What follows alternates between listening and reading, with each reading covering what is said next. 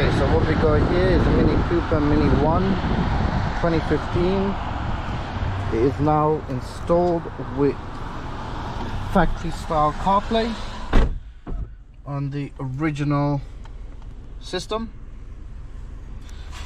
So when you hold down the back button, there you go. Full wireless CarPlay. No wires are needed. You can use your original controller to control the system.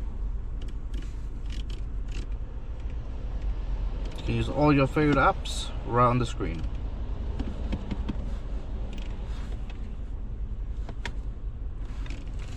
All the sound comes with the original system as well. Give me a joke. Heard the nigga say that you the next. No, I'm the best. Tell them bitches stop the motherfucking press stop. Fuck a top 5. You can always go back to the original system.